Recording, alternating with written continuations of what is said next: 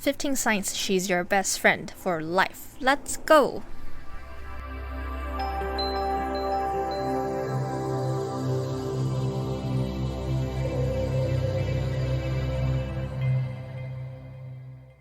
Welcome back to MidnightO2 Season 3 Episode 12. This is your host, Amy.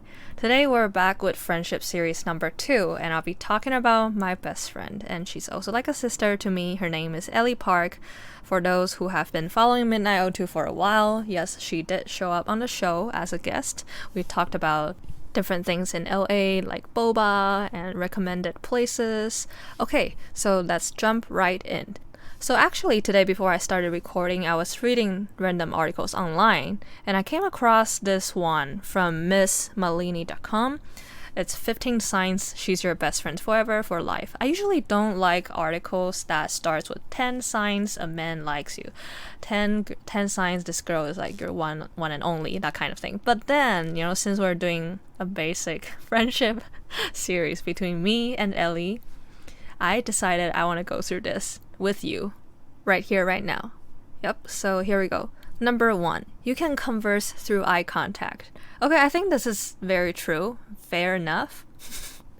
I've had moments in the conversation or when she feels awkward, she gives me that kind of stare. And then I would just look at her and I understand without a word from her. I totally get she wants to be out of there. She needs me to say something to get her out. She feels uncomfortable, but she doesn't have to say it. I could just tell. Okay, true. Number 2, you're more scared of her than your own parents. I think this is the other way around. She's more scared of me than her own parents. So I always get calls from her in the middle of the night. Yes, I do pick up when calls are from her at like 3 or 4 a.m. and she would call me, be like, hey, something happened. And I knew it. And the first thing I'll say is, okay. And she usually says, you're the first person I tell this to, blah, blah, blah. And I'm like scared that you'll get mad at me. And I was like, why would I be mad at you? It's your decision, it's your life, but I'm here to listen to what you have to say. But she knows me so well. And I also know all her secrets. Yep, you don't want to mess with me, girl. Alright. Number 3, she'll tell you off in a brutal way if she has to. I think this one kind of hit home. So months ago, I had this conversation with her. She suddenly messaged me, said, there was something you said to me 3 months ago that made me really upset. And I was like, what? 3 months ago? I don't remember what I said. I really don't. If I said something that offended you should have told me then.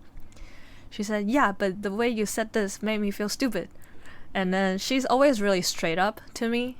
Sometimes, I guess, afterwards. It'll take her some time to process. And she's gonna be by herself and think. And I find that really cute of her, actually.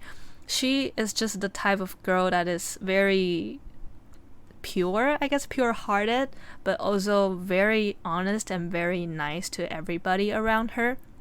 And when I make her feel a certain way, she's always honest and she validates her own feelings, which is good. And if she feels angry or mad or upset, she will come to me right off and just tell me. So I think that's very, very great to have a friend like that, just because we could be always honest and direct with each other. And sometimes I would totally just say to her, what do you want me to say? Do you want me to give you a suggestion or do you just want me to listen? And sometimes she said, okay, let me just rant about what happened. I'm just gonna blah, blah, blah, and talk. So just listen. And I said, okay. And I put the phone on speaker. Just put my phone there. I'm listening. And 2 hours later, I guess that's what best friends are for. The longest time we've ever talked was about like 7 hours a day. That was the moment I wondered if I'm the reason she doesn't have a boyfriend. Is it okay if I say this on the show, Elly? For those who are interested, please contact the number below. Just kidding. Okay, not funny. Moving on. Number 4. She'll comfort you when you're down and out. This is for real. For real. She's one of the 4 and 5 people in the entire world that seen me cry.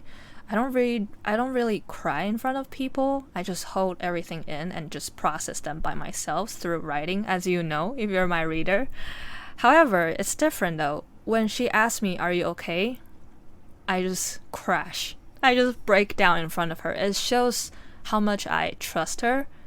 Just very comfortable to be around her, and she gives me comfort too. I do the same with her. We've known each other for a long, long time. Our friendship has been developing to different levels throughout the past 10 years. We've known each other since middle school, so 8th grade.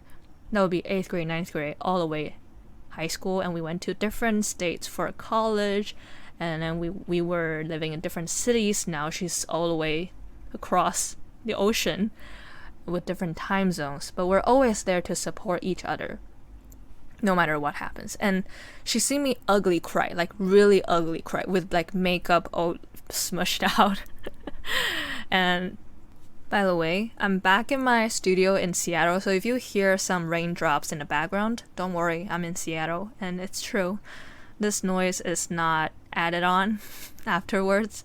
So I hope you like that. Okay, back to our topic. She's seen me cry through like beef noodle soup when we were in high school. I talked about a bunch of traumatic events and she was just there. Afterwards, I told her I don't remember what the beef noodle soup tasted like.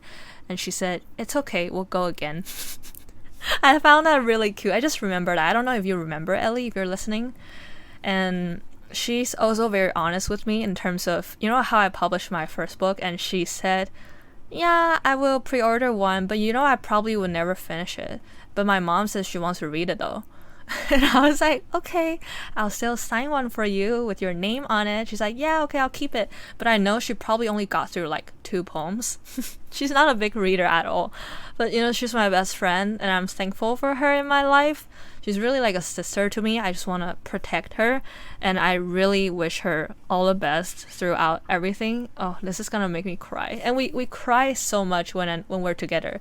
Sometimes all of a sudden I get emotional and I text her, "Hey, I really love you as my sister. I'm so glad to have you." And she'll be like, "Aww." And I'll tell her, "I think you're a really nice person. You're a really sincere, genuine person. And the world needs people like you." And she would just cry. She's like, "Ah, you too." And we're just 2 girls crying out of nowhere, out of, you know, all the emotional stuff's going on. I don't know what's wrong with me and her, but sometimes when we're together, we're like that. And number 5, she'll fight the world for you. Yes, she will. She definitely will. And I would do the same for her. Whatever that I face that's unjust, she gets so mad. She would text me like, all in capitals, "How did that even happen to you? Why did they say that?" And I would just feel very protected, and I do the same with her. There was one time in the middle of the night, I think she just met someone that she liked, I think, on the internet. She sent me 70 slides of screenshots in the middle of the night. She said, what should I reply? What do I do?" I was like, "I'm kind of tired from work. Could I just rest and go to sleep?" She said, "No, but please help. I don't know." And she, as soon as she sent me the crying face, I felt, okay, I melted. I just had to. I had to reply. So I pretty much just, okay, I'll read through all 70 screenshots of yours and tell you what to reply. Okay. The story after that was just, I stopped replying for my friends, for the crushes I have, because that's not who they really are. And the problem with that is when girls later on ended up going on dates with the guy would be like, "Wait, you kind of sound different. The way that you talk, the style, the words that you use, just kind of different." So in the end, I just stopped doing that. FYI. Okay, next up. If you hate someone, she hates them. Period. This one is debatable because I'm someone who's very logical. My logic rules over my feelings, even though I'm a writer. But when it comes to decisions, I know what I want, especially in relationships as well. She's very loyal to me, it's true. However, if I dislike someone, which rarely happens, I don't really dislike people. There are a group of people that I would care deeply about, but there are another group of people that they're just not on my mind. And I don't have opinion or anything against them. But I think Elly is someone who has strong opinion when it comes to people. So when she dislikes someone, let's say, I would just think about, okay, that's your opinion. Not necessarily I would do the same. So the next one.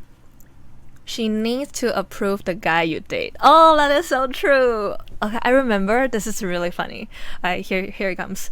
When I first told her that I got a boyfriend, she got so mad at me.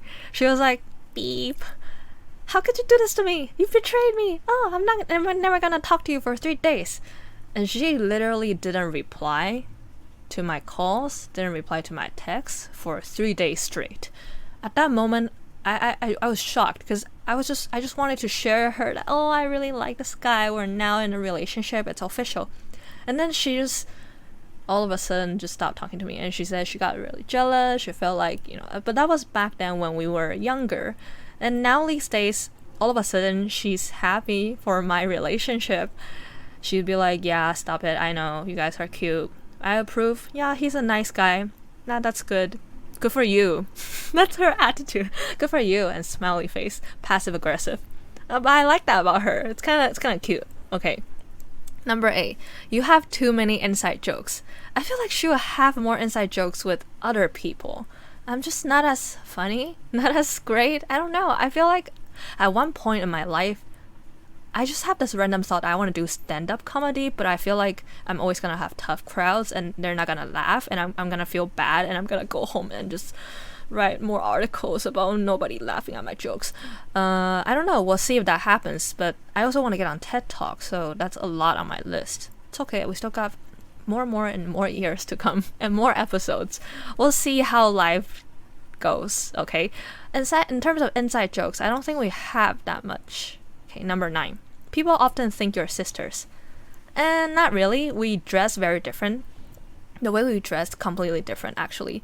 And she does different styles, completely different when it comes to her hair, her makeup, her lashes, her contours, and her nails.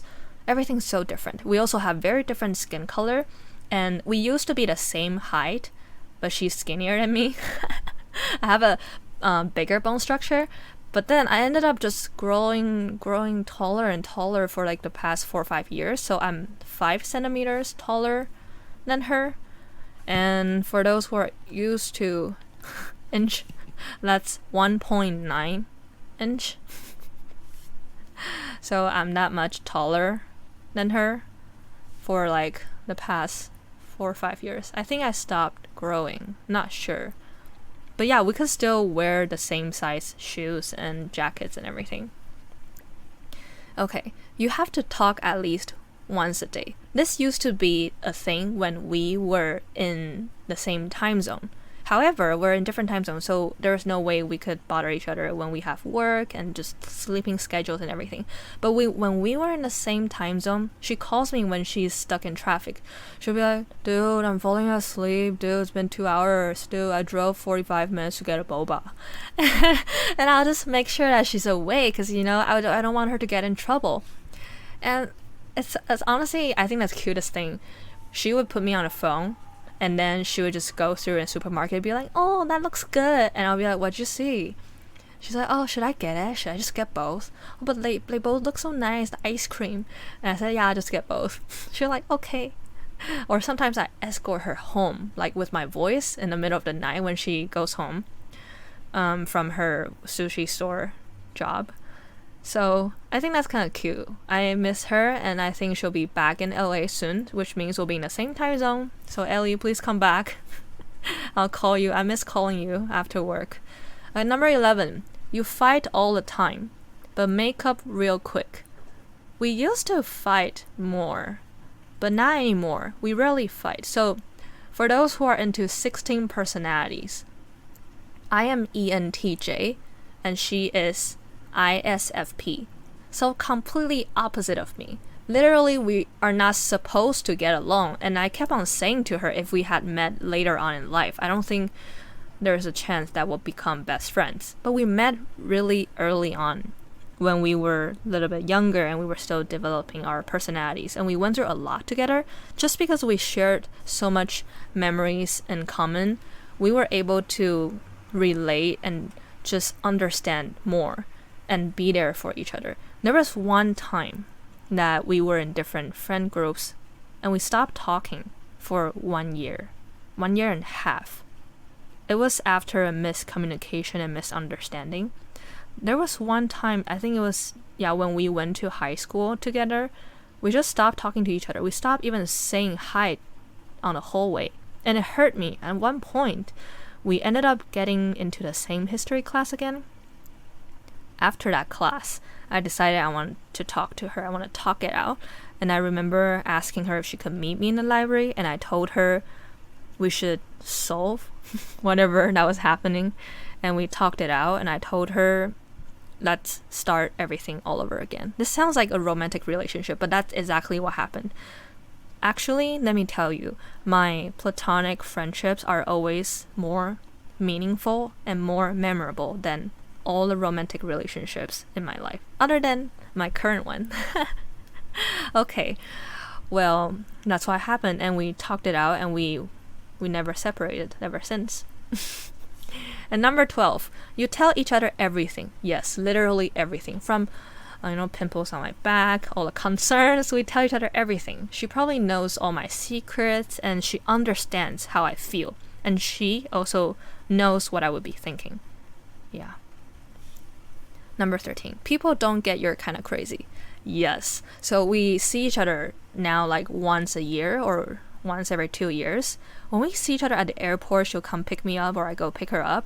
It's literally screaming. I will hold a poster with her name on it, be like, oh my gosh. And then people see it, 2 girls running at each other with Starbucks coffee on hands and yelling, screaming, taking photos as if we haven't seen each other for 10 years. But we're always very excited.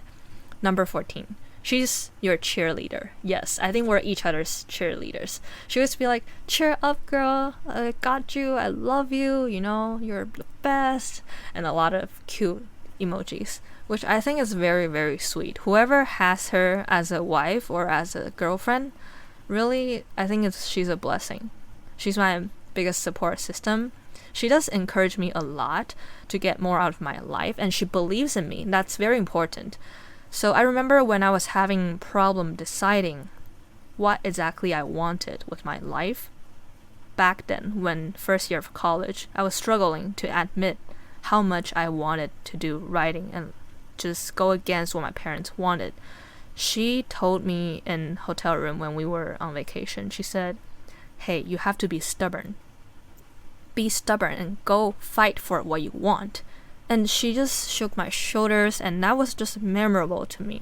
I just looked at her. I think she gave me so much courage, and I've learned a lot from her. And every time I talk about how much I appreciate her, she tears up. And I think that's just so pure of her that she does it. So I cherish this friend a lot.